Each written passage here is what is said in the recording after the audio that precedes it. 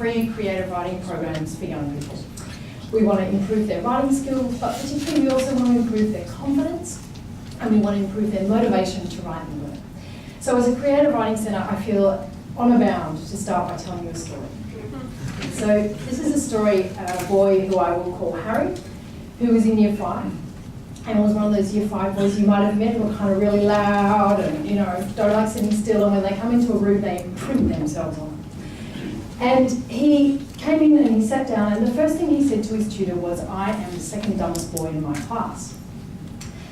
And the tutor didn't really do anything with that, but over the next 8 weeks that she was with him in the class, they worked together on writing his story. And at every point where he was getting stuck, where he was about to disengage, where he wanted to kind of get up and run around, she would gently take him back to what they were doing. And at the end of the 8 weeks of the course, they had produced a story that was longer, that was better, and that was more exciting than anything Harry had ever done before, and anything he thought he could do before. And we illustrated that, and we bound it, and we gave it back to him. And just when he was about to leave, the tutor said to him, "Do you remember when you came in and you said that you were the second dumbest boy in your class?" And he looked at her and was like, "No, I don't think that anymore." Every single day, we see boys like Harry coming to the Story Factory. They are kids who are this far from deciding that they are dumb and education is not for them. And in line with all the statistics that I'm sure you're familiar with, these kids are most likely to be Aboriginal or from non-English-speaking backgrounds, and they are most likely from low socioeconomic backgrounds. And it is a terrible thing, because if you cannot write, you cannot engage with education, and if you cannot do that, then you lose your best chance to improve your circumstances, and you will never flourish to the best of your abilities. So at the Sydney Story Factory, we have developed a unique way of looking at this problem. We run 3 main types of classes. The first is teachers can bring classes of kids in during the school day. The second is we run programs on Sundays and in school holidays. And the last one, which I want to talk to you about tonight, is the after-school program, the one that Harry came to, where the kids sign up and they come once a week for a term.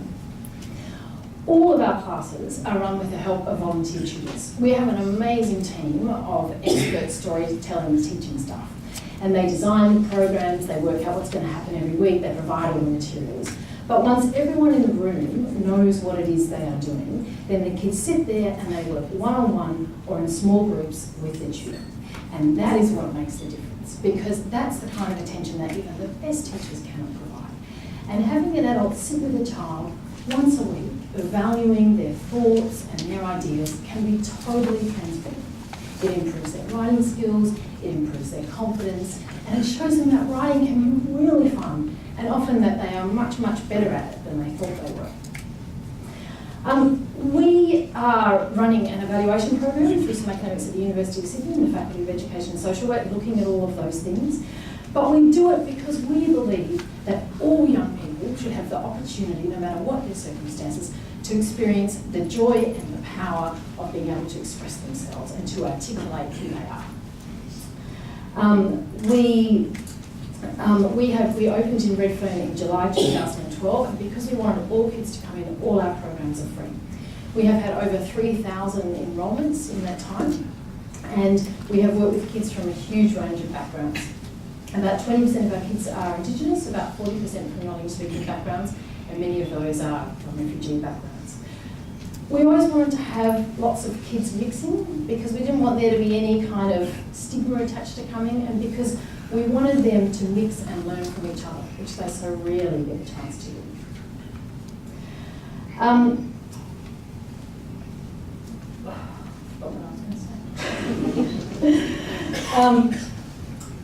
We have made great inroads with these kids who come in. We have had some wonderful stories of success. But there is a small section of kids around Redfern who will never on their own decide that coming to a creative writing workshop when you have already spent an entire day at school is a good idea. So what we are doing at the moment, what we have piloted recently, is that we are working with community groups in the area who are already working with those kids. So we work with the National Centre of Indigenous Excellence, we've been working with the Factory, with the Yilgarn Learning Centre, and with some of their awesome kids in there. And with Redfern Judge and College and other organisations, hopefully more of them. And so what we do is we partner with them because then they bring the kids to us. And once we get them in the door, they love it. They love it because they get one-on-one attention from an adult. They love it because they can write about what it is that they are interested in rather than what a teacher tells them they should write about. And they love it because as they share their stories with the other kids in the school or in the room, a community forms and new worlds open up to them. So what I'm asking you for tonight is $10,000 to run 3 after-school programs with these community groups. That will allow us to see 50 kids, 50 of the kids who could most benefit from what we do, and they will get 8 hours of personal attention to their role. If we get $20,000, we can do it 6 times. We can bring in other groups from the area. We can bring in different kids.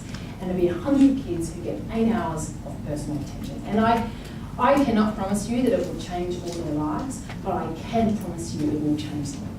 Because there will be a light that goes on in their brain. And they wake up to the power of writing and the magic of being able to tell the world who you are and what you are.